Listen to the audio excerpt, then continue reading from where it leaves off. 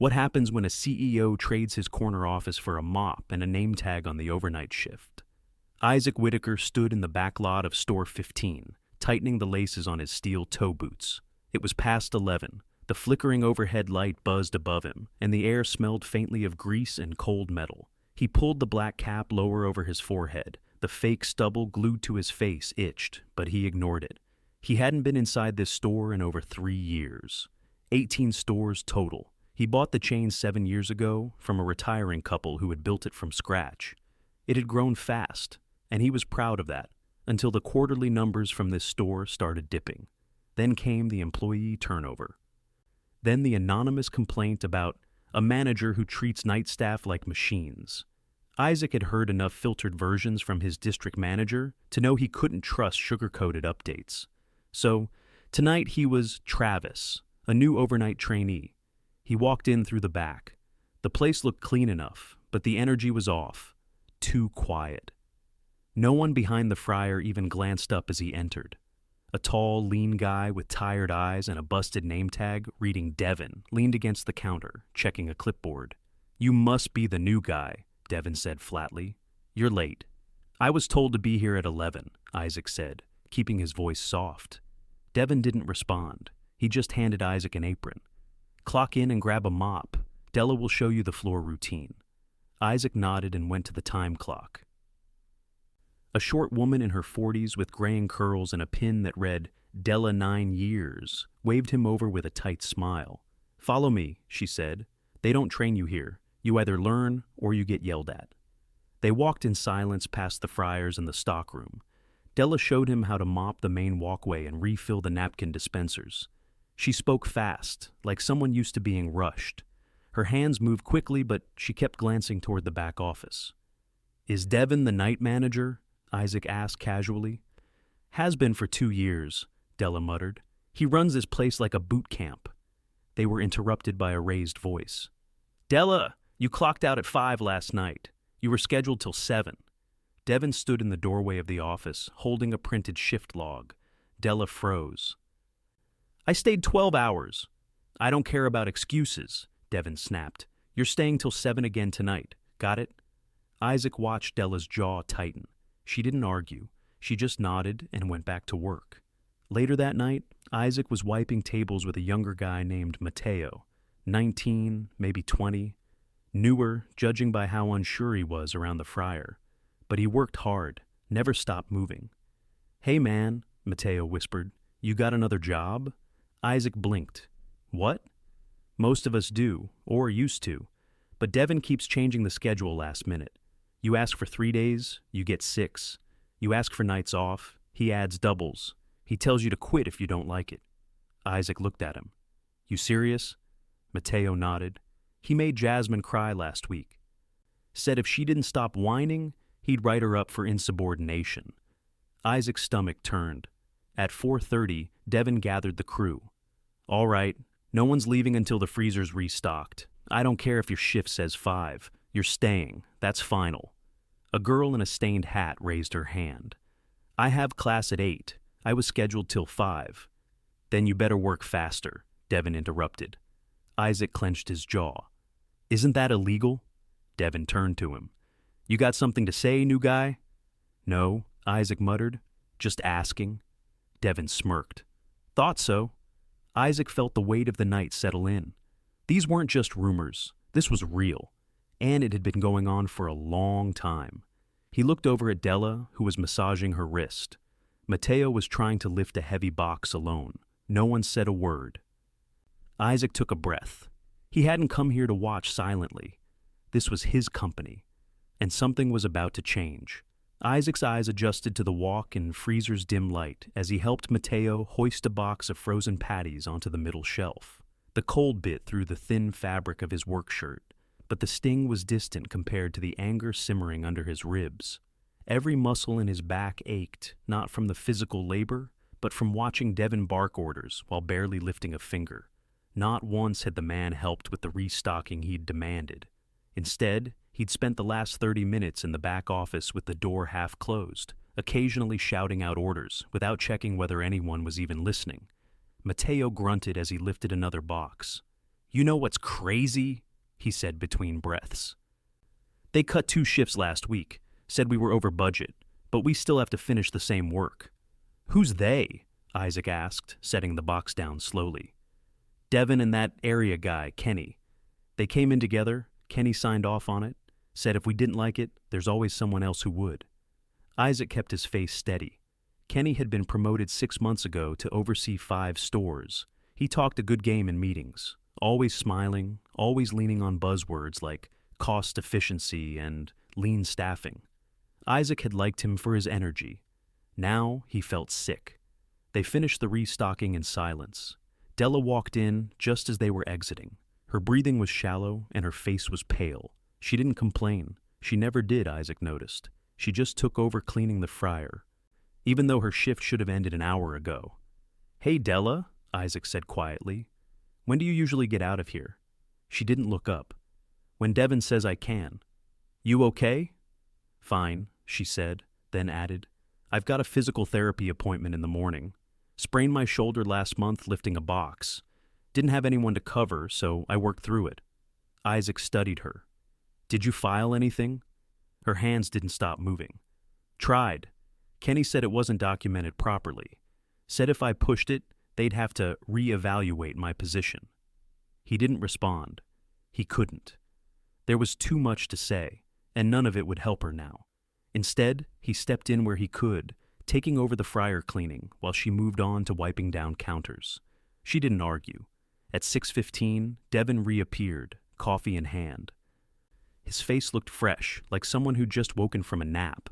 Isaac had seen the couch in the back office earlier, blanket folded neatly, pillow tucked under it. All right, Devin said, clapping his hands once. Front looks decent. Mateo, you're doing the window shift tonight too, right? Mateo paused. I thought Jasmine was doing it. She called out, You're covering. I've got school at 9. Devin shrugged. Then hustle. You'll make it. Mateo stayed quiet, but the way he dropped his shoulders said everything. Isaac stepped in. What about me? He asked. Can I cover? Devin laughed once. You? You barely know how to mop. I'm not putting a rookie on drive-through. I learn fast. I don't care, Devin said. Mateo's doing it. End of discussion. By 7, most of the night crew had clocked out except for Mateo and the girl with the stained hat. Her name was Tasha. The breakfast crew started trickling in. One of them, a guy with a shaved head and a Bluetooth earpiece, walked past Isaac without a word and started prepping eggs. He didn't greet anyone, didn't ask who was still on shift. Devin leaned against the counter, drinking his coffee. This is how you run a tight ship, he said to no one in particular. Isaac didn't reply, he just watched. Tasha's hands trembled slightly as she wrapped sandwiches. Mateo had dark circles under his eyes and stared blankly at the register. At 8:30, a woman in a red hoodie entered the store, pushing a stroller with a crying baby. She looked exhausted, her eyes darting around the dining area. She placed an order at the counter with Mateo. When she asked if she could get an extra cup of water, Devin walked over. You need to make a purchase for that, he said sharply. I just did, the woman said, holding up her receipt. That's policy, 1 cup per transaction. She looked at Mateo, who glanced at Devin and then down at the register. Isaac stepped forward. I've got it, he said. He pulled out $1 from his pocket and slid it across the counter. Add a cup of water to this transaction. Devin stared at him. You don't get to make calls here. Isaac didn't blink. I'm just trying to help. You're not paid to think. You're paid to clean. The woman took the cup and left without another word. Isaac turned away before the anger showed on his face.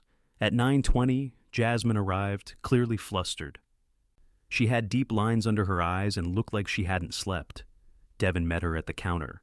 You're late. I called out last night, she said. I have a sick kid. I wasn't scheduled for today. Yeah, well, you are now. Grab an apron. I don't have childcare. Then find someone, Devin snapped, or go home and don't come back. Isaac stepped between them. That's enough. Devin's eyes narrowed. Excuse me? You don't talk to people like that. You've been here one night. You don't get to tell me how to run my shift. Actually, Isaac said, pulling the cap off his head and peeling the fake stubble from his face. I do. Devin's face twisted in confusion. What the hell are you? I'm Isaac Whittaker, he said. I own this company. The entire front line froze. Jasmine stood still, one hand on the counter. Mateo looked up from the register, stunned. Even the breakfast crew paused what they were doing. You've been bullying people, forcing illegal overtime, denying injury claims, and threatening employees with retaliation, Isaac said. You're done here, effective immediately. Devin opened his mouth, but nothing came out. Isaac turned to Jasmine. You're not working today. Go home. We'll pay for a child care stipend this week. We'll figure out longer-term support after I sit down with you. She nodded slowly, her eyes welling up. He turned to Mateo. You're off the clock now. Full pay for the rest of the day. We'll talk about your schedule and school needs later. To Della, he said, you're getting paid medical leave starting today, and we're reopening your injury claim properly this time. Finally, he looked at the rest of the crew. No one here is disposable, and no one is going to be punished for needing help. He walked to the back office, pulled out Devin's clipboard, and flipped through the schedules and payroll logs. Everything was there, shift extensions, missed breaks, unpaid overtime. Evidence of a system designed to squeeze as much out of people without ever seeing them as human.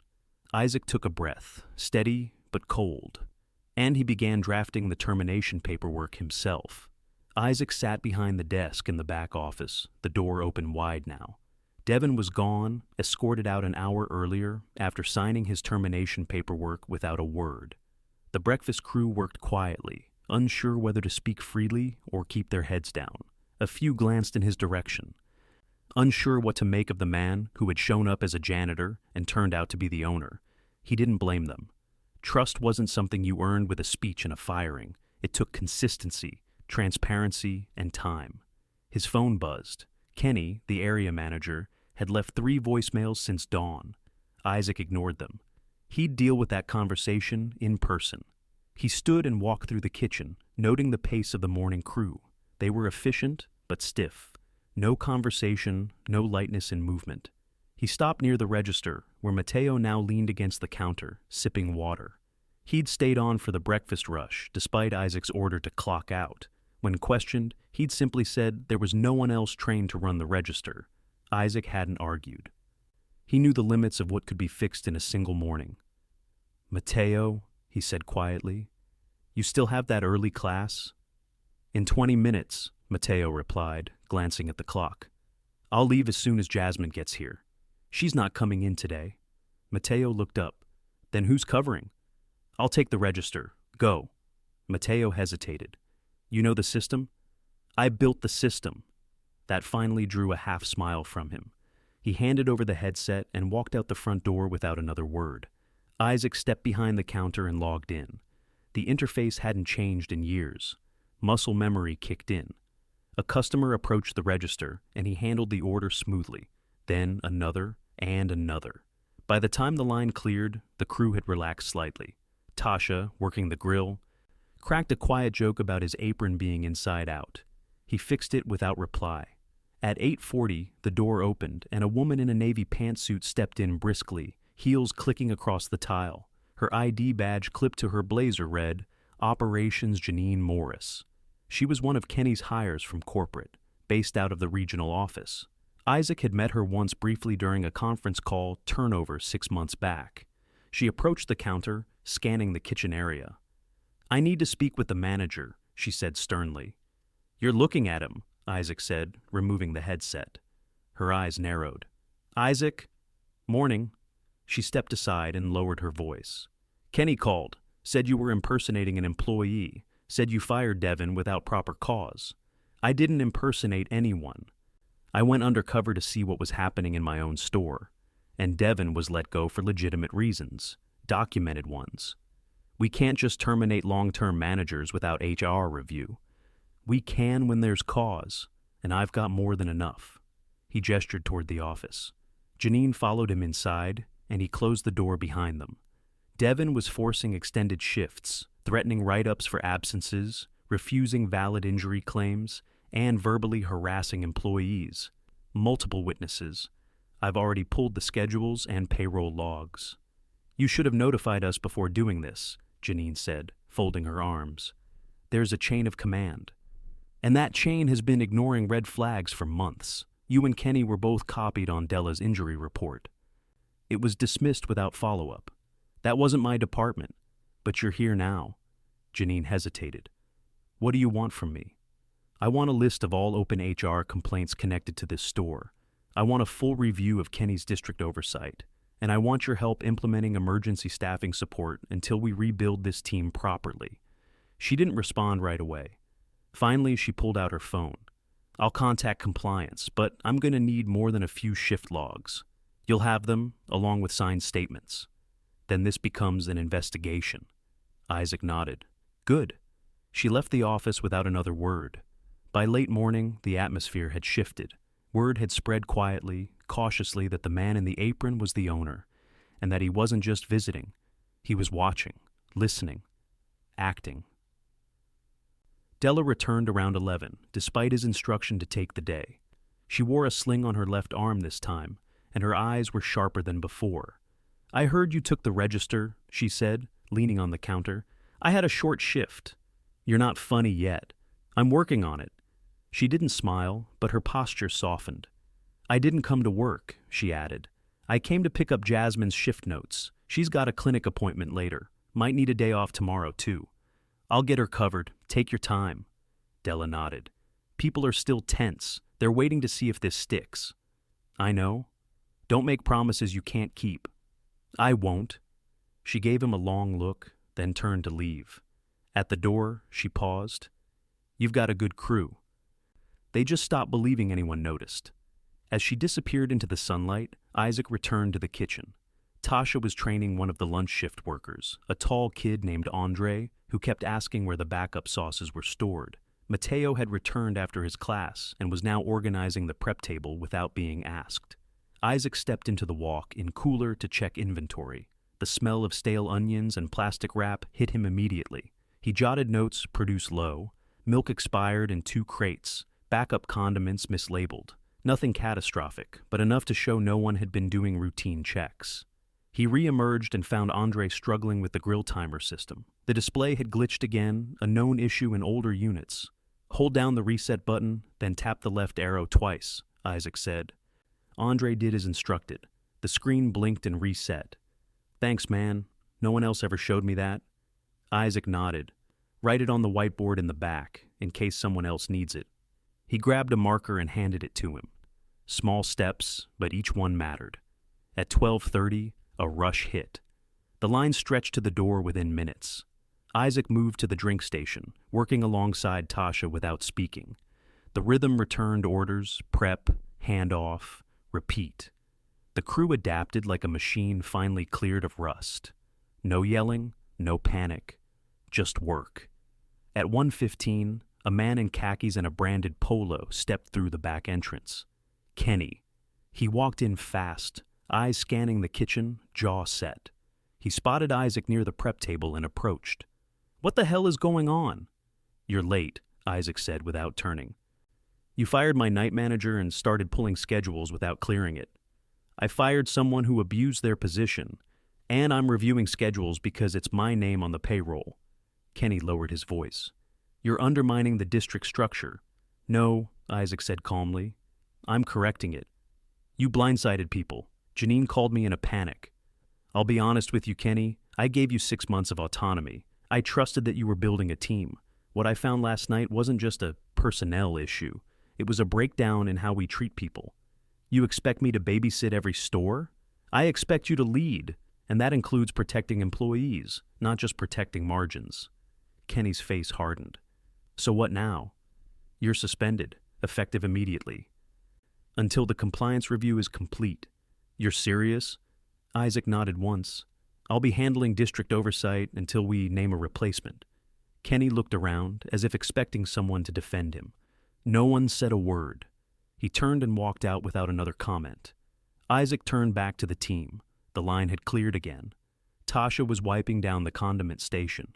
Mateo was handing a customer a tray. Andre was restocking the milk fridge. They hadn't stopped working, and neither would he.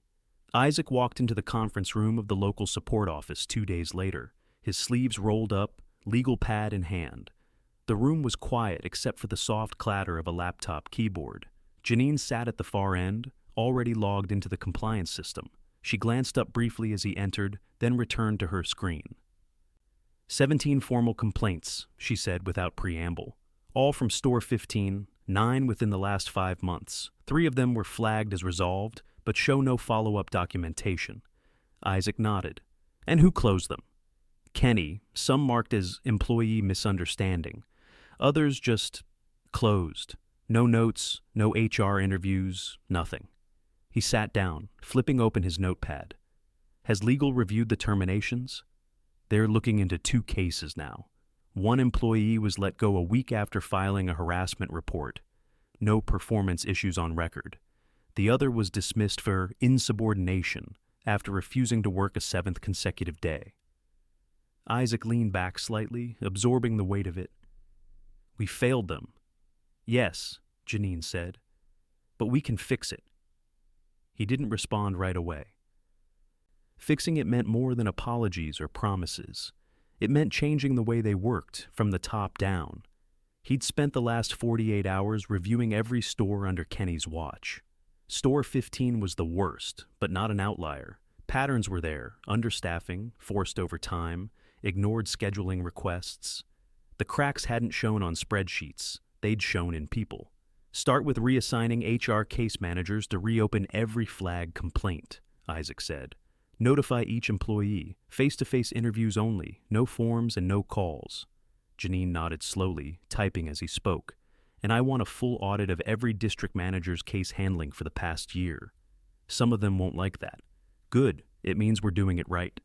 By late afternoon, Isaac was back at Store 15. The place looked cleaner, not polished, but less strained. The lights above the prep area had been replaced.